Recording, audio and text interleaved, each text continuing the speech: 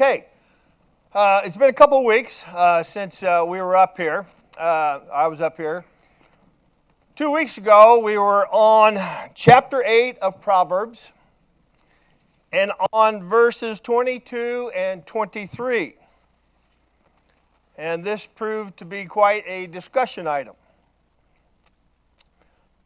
Let me reread verse 22 and 23 again and discuss what the issue was that we had been talking about. Solomon writes, "The Lord possessed me," we're talking about wisdom, "at the beginning of his way, before his works of old. I have been established from everlasting, from the beginning before there was ever an earth." Now I mentioned that these two verses were some of the most discussed verses in the Bible by a lot of individuals because certain translations, I believe we said it was the ESV, the NIV, and the RSV. The NIV says, "The Lord brought me forth as the first of his works, before his deeds of old." And the RSV, I believe, as well as the ESV, says, "The Lord created me at the beginning of his work, the first of his acts of old." And I had a problem, as well as a lot of biblical scholars, with the word created. It says that wisdom has been around for eternity. And the problem that some people have with it is they believe that God had to create wisdom in order to create the earth. Do you remember that conversation sort of that we were having a couple of weeks ago? Yes. Okay. Oh, no worries. No problem.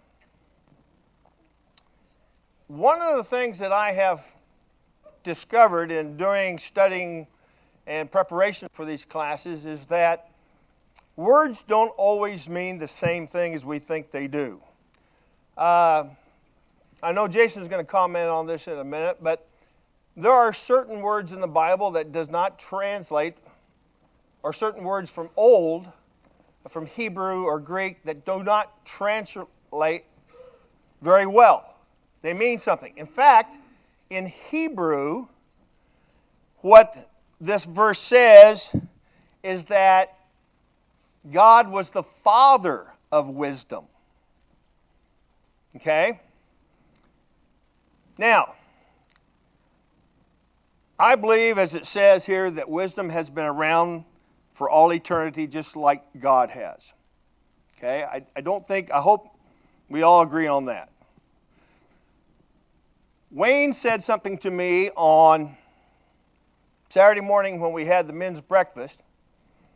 He said, "When God created man, did God give us all his wisdom?"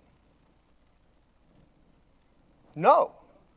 No, he didn't, because that would have made us equal with God. And that's what happened to Eve. Remember, the serpent tempted her, saying, "You'll be as wise as God." So that made sense to me that God gave us the wisdom we need to get to heaven, if you will. We're talking about what you mentioned to me on Saturday morning about did God give man all his wisdom when he created him? And I said no. And we talked, I was just explaining a little bit more and jump in if you can add to it, that he gave us enough wisdom to understand those things we need to do to be saved and go to heaven. And that's what Proverbs is talking about when he created it. Yeah. So he created the body of wisdom that he wanted mankind to have. Yes. In the ASV it says, "Jehovah possessed me before the beginning of his way." Right. Okay. He was wisdom and always had wisdom. So that helped me accept that word created. Does that make sense? Any other comments we want to spend on that? Jason? Well, the reason why you said I'm going to make a comment is because you and I did discuss quite a bit. At length. And we kind of came up with 5 different thoughts or theories, perhaps. And one of them was the original language and how the original audience, so to speak, would have understood that term. Then we started using terms like, okay, Dad, you and Mom, quote, fathered me. And I and Serena fathered, Jeremiah. It came from me. So wisdom came from God. We talked about how if God had never had to use wisdom before in eternity, now you're starting to get a little deeper here.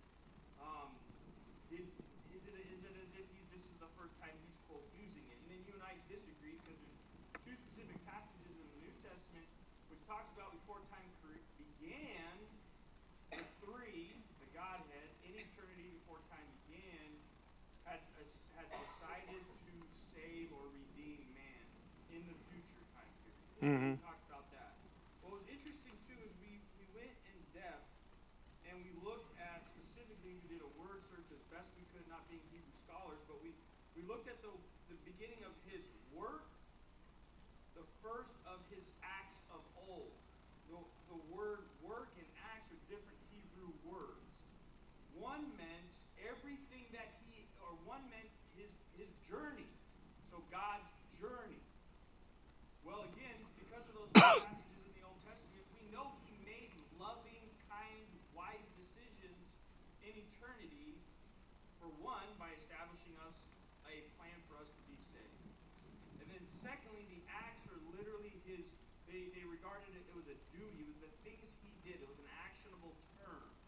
And so you and I just studied it out and decided maybe both of these aren't necessarily addressing his creation, literally the 7 days. Yeah. The 6 days. One could be even those things that were done before historical time began, including expelling Satan and his angels. There were things done in eternity before historical recorded time began, as we understand it from Scripture. So, we looked at a lot of stuff. There were probably more things we looked at, but that's kind of where we had gone to try to understand how it was used, why it was used, and did God have to literally create wisdom in order for him to become wise, I guess? And we agreed no. Yeah. Good comment. Anybody else? Okay. Let's move on with verse 23. We talked about it just a little bit. I have been established from everlasting.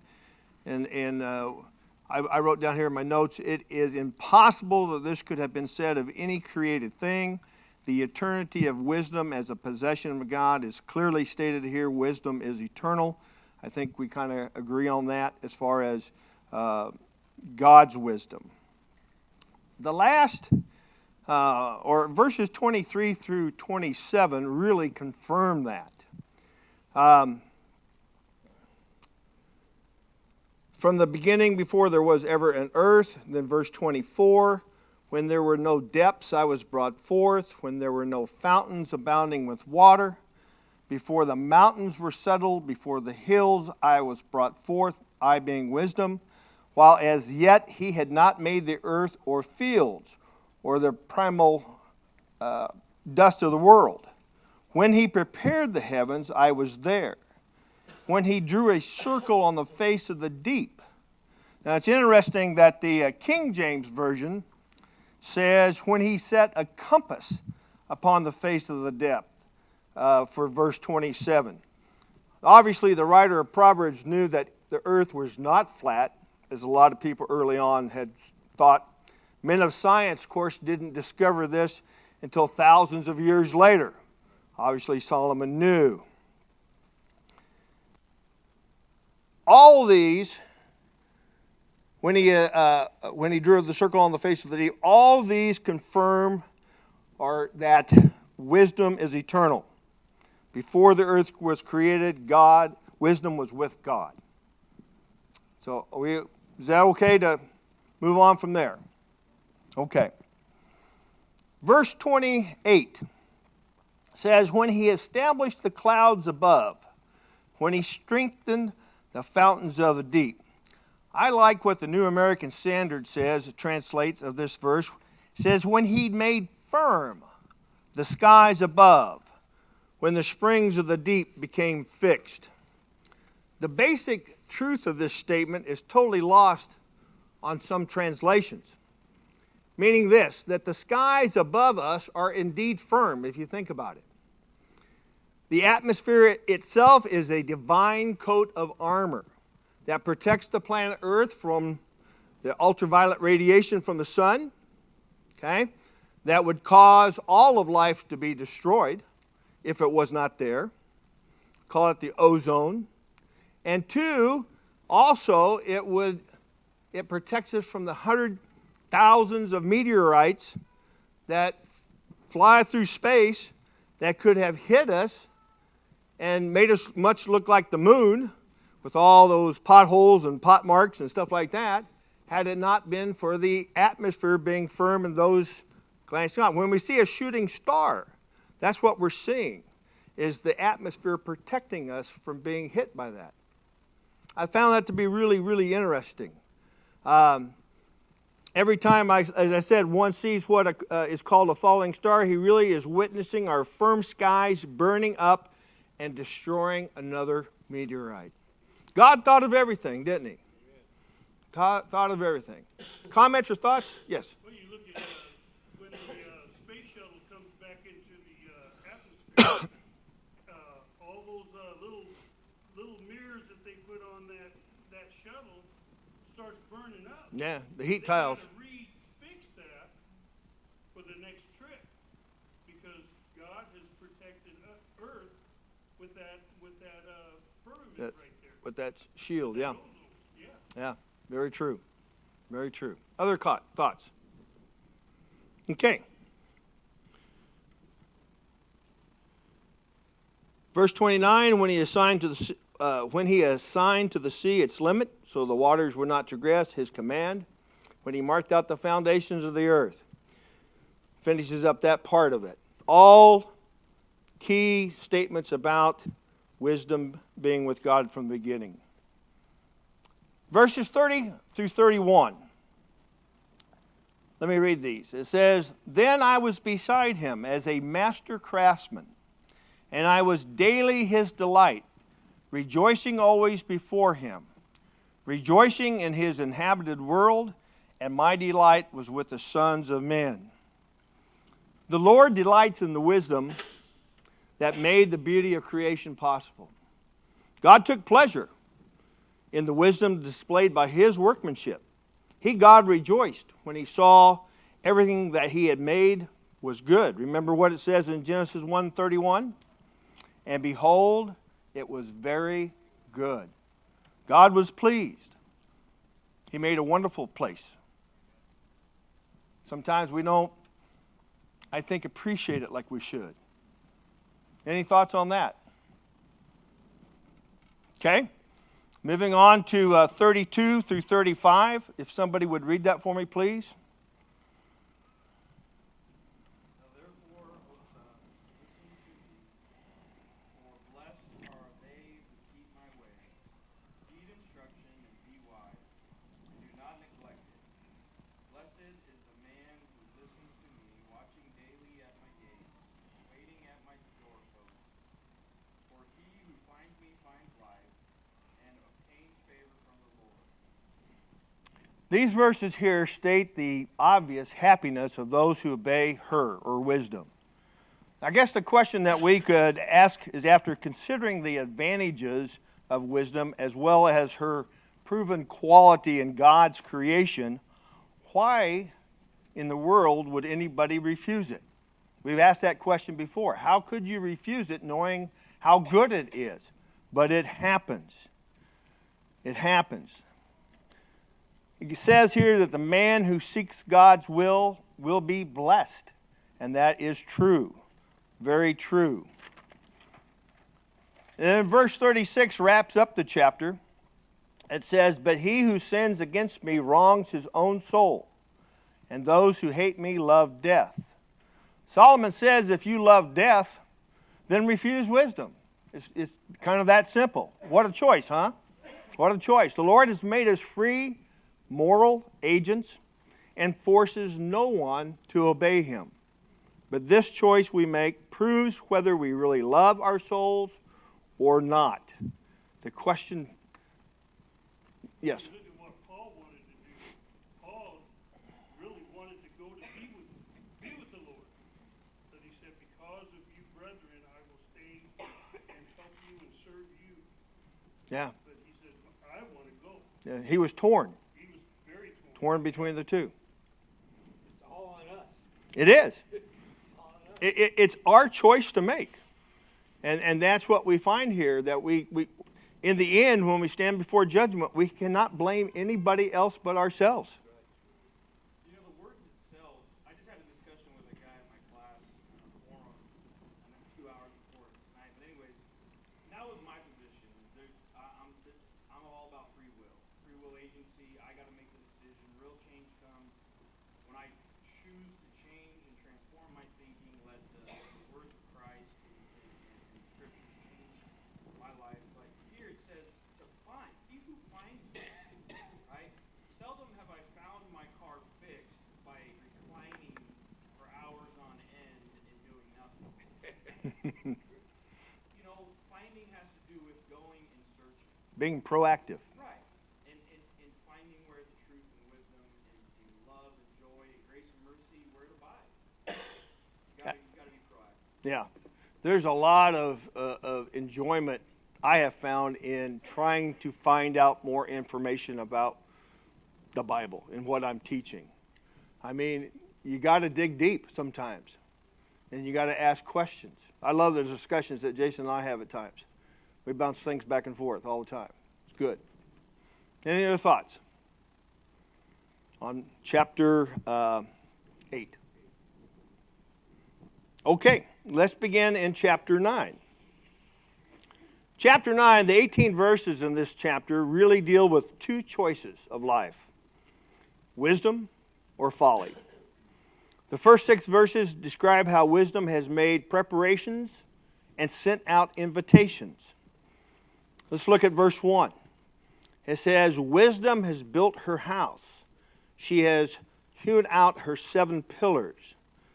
Just as the strange woman in chapter 7 possessed a house to which she seduced victims, wisdom here is personified as having a house which she has prepared to invite all. Those who are willing to participate. The place is perfectly supported with 7 pillars. Now, is there any significance with that number 7? 7 is the perfect number. It's whole, it's complete. Okay? Interesting. Verse 2. She has slaughtered her meat. She has mixed her wine. She has also furnished her table. She, wisdom here, has prepared food and drink and a beautifully furnished her table for a banquet. Wisdom has prepared a great feast for all those who would come. Now notice in there that the second line there, she has mixed her wine. What is meant by wisdom when she says that? She has mixed her wine. Anybody have an idea? Probably the best, the freshest, new wineskins perhaps. Possibly. What I was able to find out about this is the truth is that more enlightened individuals of ancient times only drank diluted wine. Interesting. They thought that undiluted wine was distasteful. Didn't taste very well. The wine was diluted with water, a large amount. Only about 1/4 to 1/3 of the mixture was actually wine. I thought that was interesting. That those individuals who maybe knew better, didn't want to take a chance on maybe getting a little bit too much wine in them, they preferred this type of wine. I thought that was just an interesting note there. Any comments on that?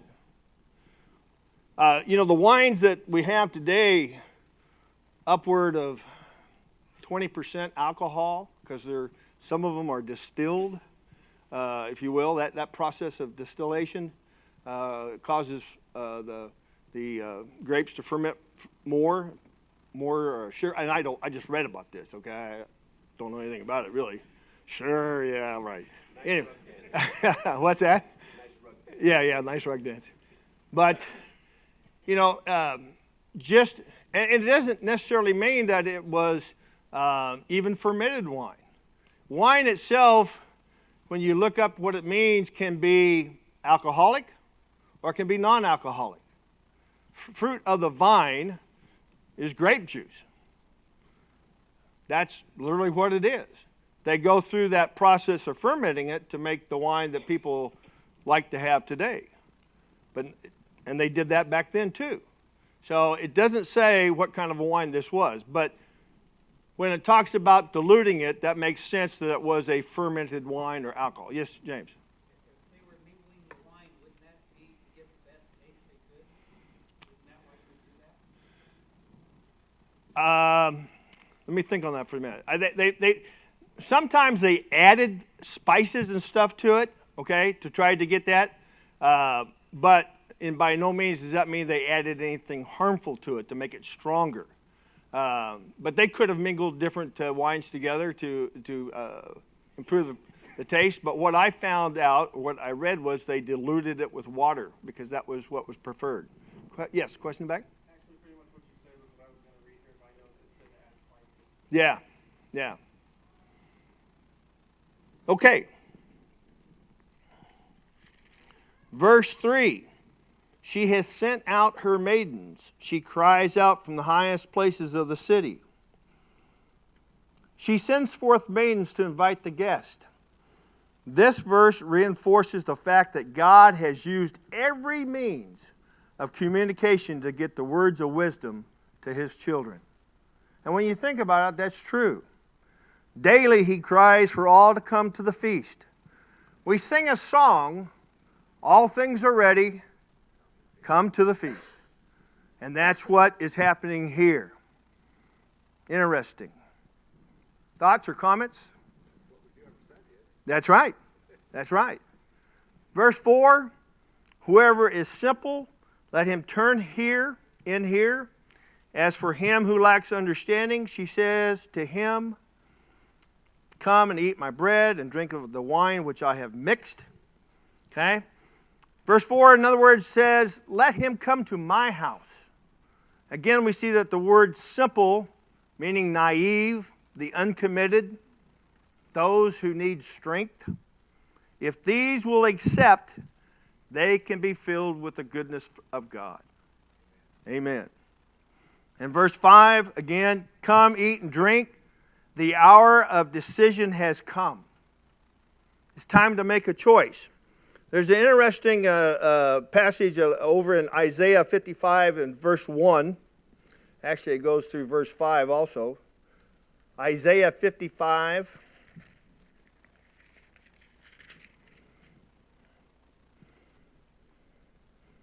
The little subtopic under 55 says, the Messiah's invitation to the world. He said, ho, everyone who thirsts, come to the waters. And you who have no money, come, buy and eat. Yes, come buy wine and milk without money and without price. Why do you spend money for what is not bread, and your wages for what does not satisfy? Listen diligently to me and eat what is good, and let your soul delight itself in abundance. Incline your ear and come to me. Hear, and your soul shall live. I will make an everlasting covenant with you, the sure mercies of David.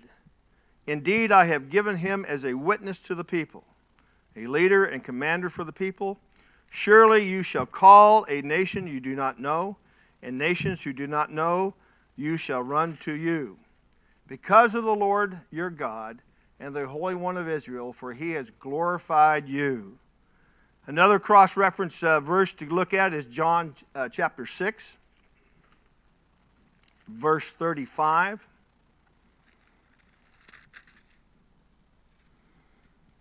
Jesus speaking here says, and Jesus said to them, I am the bread of life. He who comes to me shall never hunger, and he who believes in me shall never thirst. Wisdom here is crying out for the individual here to come and partake of what she has to offer. Verse 6 is the appeal. It says, forsake foolishness and live, and go in the way of understanding. In other words, Solomon says, quit the path of foolishness. Follow wisdom and live. Leave folly and go in the direction of understanding. Remember, one who runs with fools will become a fool. So very true, I think. Any thoughts or questions on those first 6 verses that we just talked about? Okay. Moving on. Somebody please read for me verses 7 through 9. He that reproveth the scorner getteth to himself shame, and he that rebuketh a wicked getteth himself a blot. Reprove not a scorner, lest he hate thee. Rebuke a wise man, and he will love thee. Give instruction to a wise man, and he will be yet wiser. Teach a just man, and he will increase in learning. Thank you. How does a wise person take correction? I'm sorry? Usually well. Humbly. With deep appreciation, I think. All those things. Any other thoughts on it? Well, let's ask the question, how does a fool or a scoffer or scorner take correction? Yeah, badly. They will seek to abuse and humiliate those who try to correct them. Have you been ever the victim of that? Try to tell somebody, as humbly and as most Christ-like as you can, maybe that they're doing something. Oh, and they just lied into you. Well, you have no business. What do you say? Who are you? I mean, they just jump all over you. I've had it happen to myself. Heartbreaking. One who does not want to change will scoff at religion and try to shame, mock, and ridicule the teacher of wisdom. Evil men regard the teacher who reproves error as his personal enemy and treats him with scorn, hurtful words, and deeds. Let's turn over to John chapter 3.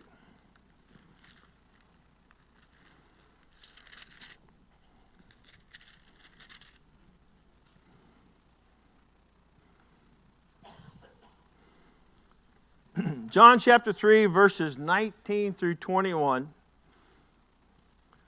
Jesus says, and this is the condemnation, that the light has come into the world, and men loved darkness rather than light, because their deeds were evil. For everyone practicing evil hates the light, and does not come to the light, lest his deeds should be exposed. But he who does the truth comes to the light, that his deeds may be clearly seen, that they have been done in God. Another one to look at is Galatians 4 and 16.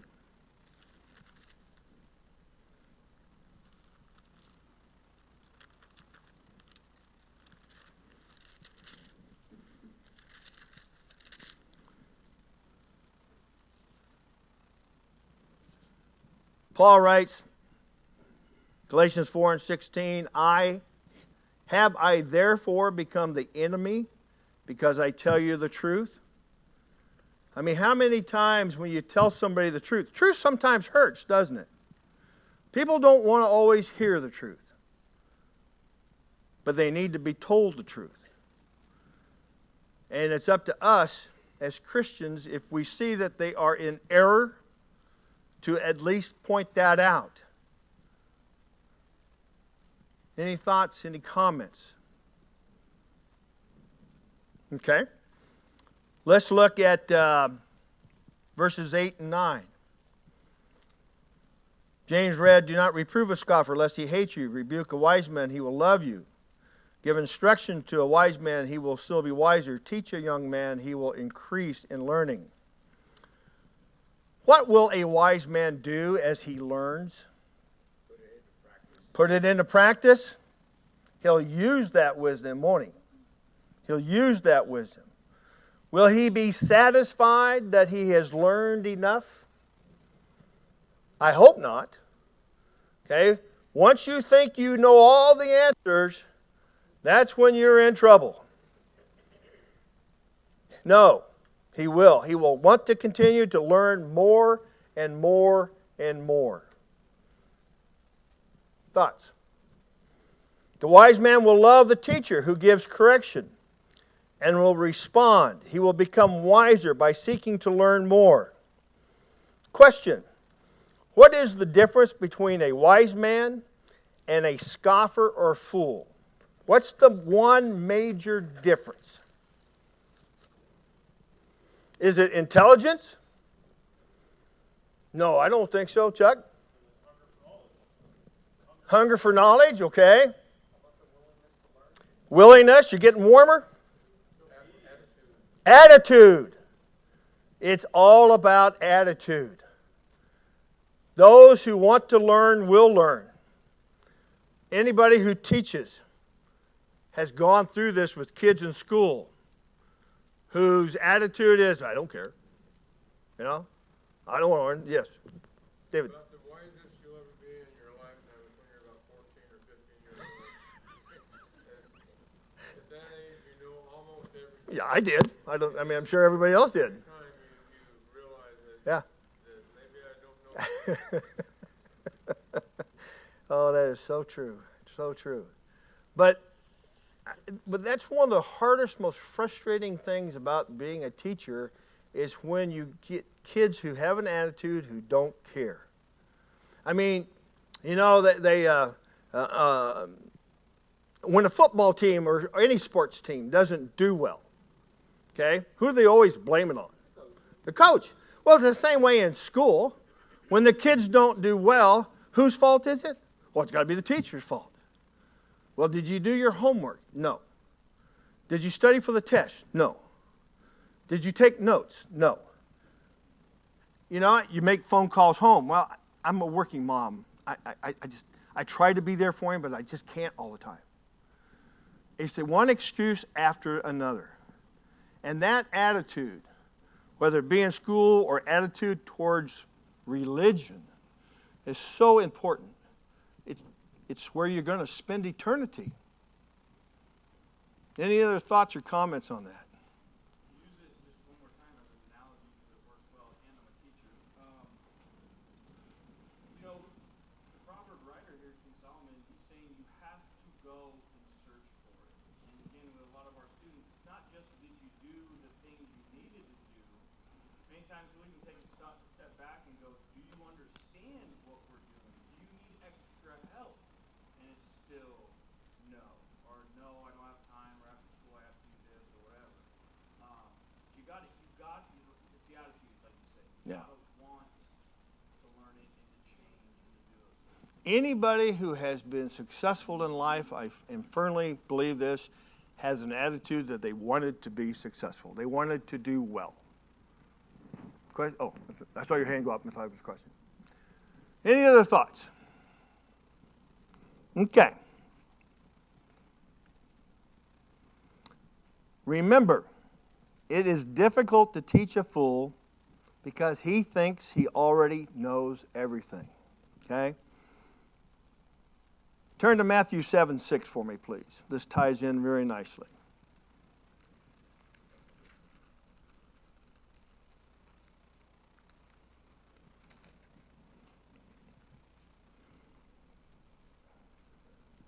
Jesus says here, do not give what is holy to the dogs, nor cast your pearls before swine, lest they trample them under their feet and turn and tear you in pieces.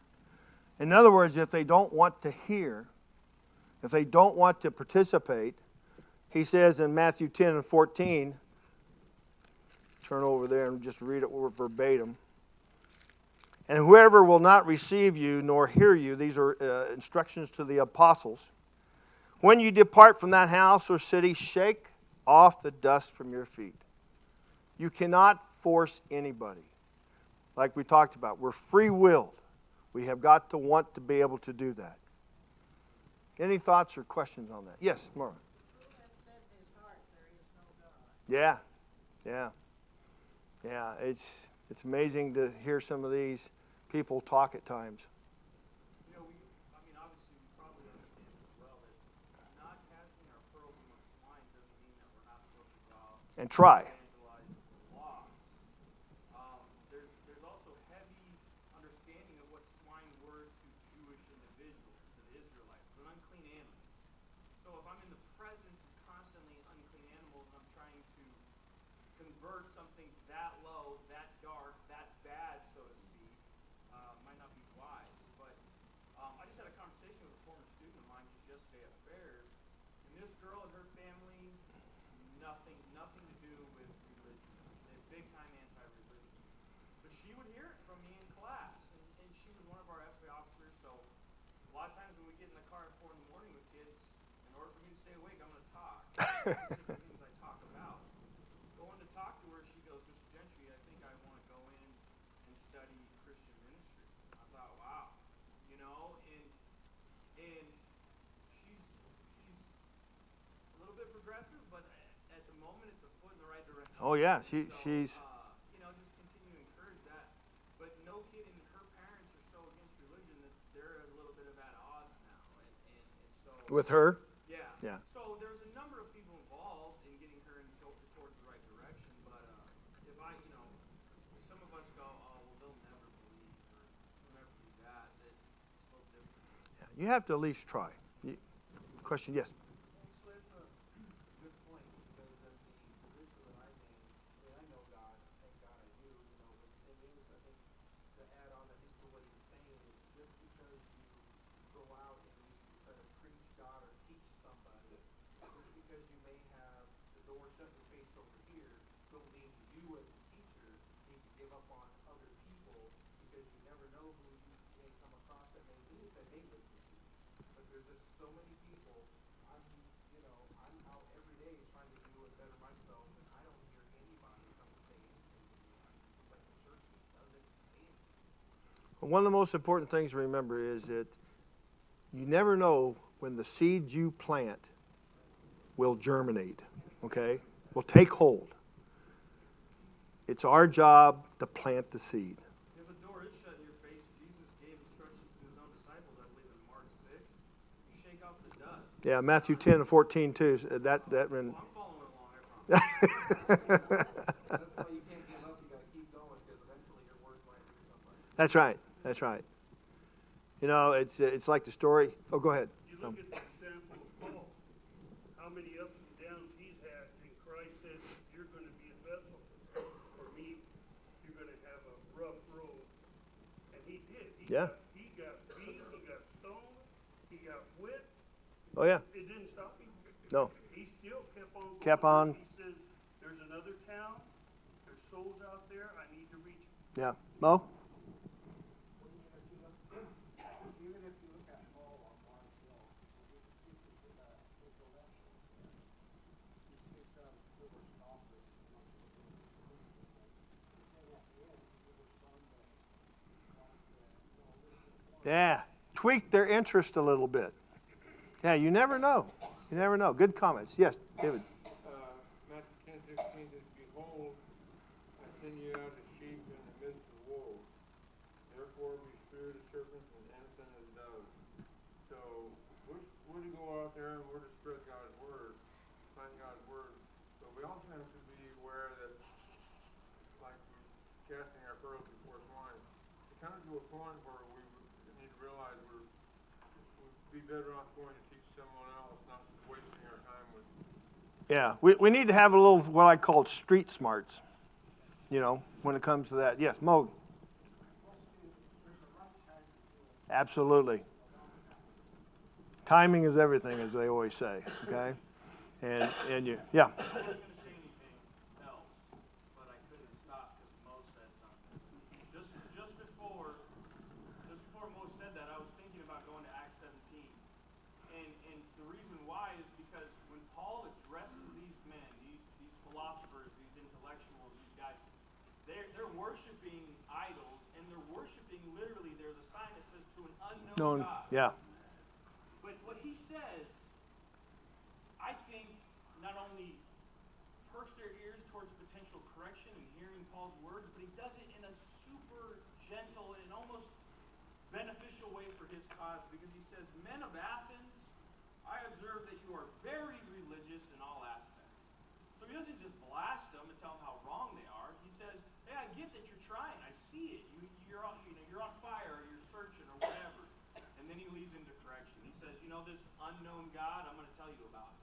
And sorry, I had to go there. Moment 17. I had to go. It's all good. All good. Maybe this is a good time. 20 till? Okay, we'll end there on begin with verse 10 next week, and continue to march on. Thank you so much for your kind attention and your